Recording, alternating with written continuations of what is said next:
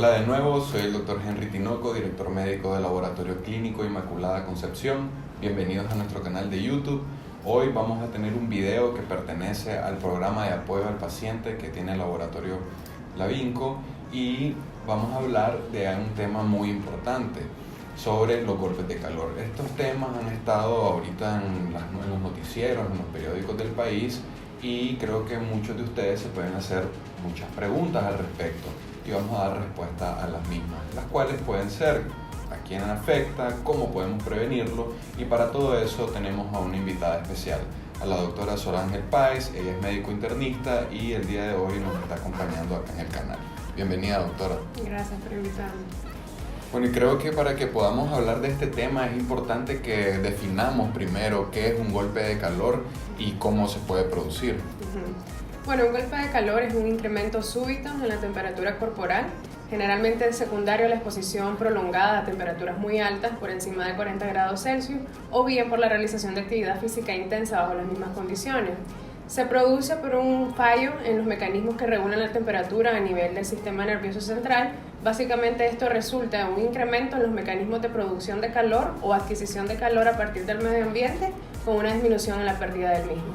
Interesante, entonces quiere decir de que tenemos que estar expuestos obviamente a estos factores de riesgo para poder sufrir de esto. Así es. Qué bien. Ahora podemos hablar de los factores de riesgo, teniendo en cuenta que ya sabemos cómo se produce y lo que es un golpe de calor, lo que todos se pueden estar preguntando, entonces cuáles son los riesgos, o sea, se deben de preguntar si yo soy de riesgo, lo que tengo que tener, si mis enfermedades me hacen o qué tipo de enfermedades son. Entonces tal vez, doctora, nos puede aclarar un poco sobre eso. Sí, los factores de riesgo los podemos dividir en ambientales y los propios al paciente. Dentro de los ambientales, pues obviamente las temperaturas altas, como había mencionado, por encima de 40 grados Celsius por periodos prolongados. Influye también la humedad, la estación del año, entre otras cosas. Y luego, en relación a la persona, primero la edad. Los grupos más vulnerables siempre son los niños o niñas menores de 5 años y los adultos mayores. Eso no quiere decir que los jóvenes estén exentos a sufrir este tipo de complicación. En ellos se produce, de hecho, otra forma de presentación que es asociada al ejercicio físico, cuando hacen un esfuerzo demasiado alto. Y puede variar un poco las manifestaciones y asimismo varía lo que es el manejo, pero puede ocurrir en ellos también. Lo otro que influye es el sexo. Se dice que es más frecuente en los varones, aunque se menciona de que puede tener una influencia hormonal en cuanto a las mujeres. Esto está más en relación, por ejemplo, al tipo de oficio que suelen tener los varones, por ejemplo, en campo abierto o agrícola, o a la costumbre de realizar mayor cantidad de ejercicio físico. Y por último, pero no menos importante, las comorbilidades. Los pacientes diabéticos, hipertensos, pacientes que padecen del corazón, sobre todo si no tienen un buen control de su enfermedad, pueden estar predispuestos a tener complicaciones cardiovasculares asociadas a sus mismas enfermedades crónicas. Y también cierto tipo de medicamentos que ellos toman para sus enfermedades, como por ejemplo los diuréticos como la furosemida, los antihipertensivos como atenolol, carvedilol, los antidepresivos o incluso las pastillas que las personas toman para dormir, clonazepam, alprazolam. Todas esas se han asociado al golpe de calor que lo pueden predisponer. Eso no quiere decir que tienen que dejar de tomar su tratamiento crónico, porque a pesar de que existe la asociación, es menos el riesgo en relación al riesgo de presentar una complicación por abandono súbito del tratamiento. Interesante eso, porque realmente algunas veces la población, lo digo por mi experiencia con algunos pacientes, cuando leen algo y lo pueden leer así, o sea, se relaciona el atenolol con el golpe de calor y dejan de tomar el tratamiento, ¿verdad? Entonces eso es muy malo para ellos porque pueden tener una complicación, como usted muy bien lo dice, por dejar de tomar el tratamiento y no necesariamente le vaya a tener un golpe de calor el paciente.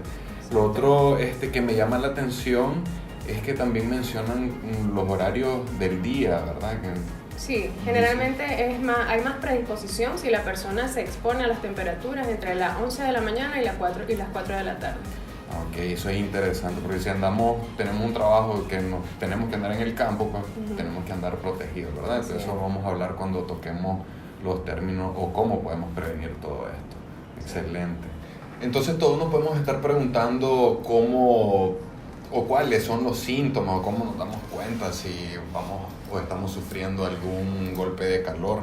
Creo que esa es la pregunta que muchos se pueden hacer, porque realmente la realidad en el país es de que la mayoría trabajamos por ejemplo, tenemos mucha gente que está trabajando actualmente en los mercados, no ha dejado de trabajar, ¿verdad? Todo ese sistema. Tenemos a nuestros amigos que trabajan de forma informal en los semáforos, a nuestros amigos campesinos. Entonces, estas personas obviamente tienen realidades distintas y es importante, o ellos se deben estar preguntando, ¿cómo podemos identificar esto? ¿Cuáles serían esos síntomas, doctora, los que más se presentan? ¿Qué me podría decir sobre eso? Lo característico es el incremento de la temperatura y asociado a otras manifestaciones que son diversas. Hay que recordar que la temperatura varía de acuerdo al sitio donde uno tome. En el promedio generalmente 36 grados a nivel oral, 37 axilar, 38 rectal en el caso de los niños. Pero puede ocurrir de que la persona no tenga un termómetro a mano en el momento en que ella tiene la sospecha de que está sufriendo un golpe de calor. O también puede ocurrir la situación de que si en un dado caso amerita atención hospitalaria, el paciente no llegue ya con una temperatura normal porque utilizó medidas de enfriamiento prehospitalario. Entonces eso no es algo que nos debe de marcar la pauta, ¿ya? Y las manifestaciones son muy variadas, como decía, podemos tener manifestaciones neurológicas, mareos, dolor de cabeza, irritabilidad, confusión. En los casos más extremos puede haber incluso convulsión o pérdida del estado de alerta. También podemos tener manifestaciones gastrointestinales, náuseas, vómito, diarrea, calambres secundarios al incremento en las pérdidas, ya sea gastrointestinal o bien por la sudoración excesiva.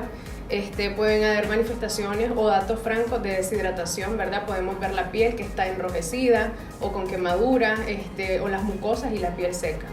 Interesante, o sea que si tengo, pero todo esto creo que lo tenemos que relacionar al factor de estar expuesto mucho tiempo a... Así es, siempre hay que hacer hincapié en el antecedente de la exposición a temperaturas por periodos prolongados o haber hecho un esfuerzo muy intenso. Sí, para que no pensemos de que porque ahorita hay bastante calor, ¿verdad? O sea, Managua, ya me imagino León y Chinandega cómo deben de estar. Que no necesariamente si tenemos mareos o algún tipo de dolor de cabeza quiere decir que vamos a tener un golpe de calor, o sea, lo tenemos que relacionar con estar expuestos mucho tiempo a esto, ¿verdad? Sí. Interesante eso. Y lo otro que me llamó mucho la atención es lo que menciona sobre si obviamente aplicamos alguna medida de enfriamiento o algo y llegamos al médico y nuestra temperatura no está alta, esto no descarta que no estemos padeciendo de algo. Por eso es importante, creo, que no nos automediquemos y vayamos al médico. Creo que vamos a hablar de eso posteriormente, es una de las preguntas que la gente se debe estar haciendo.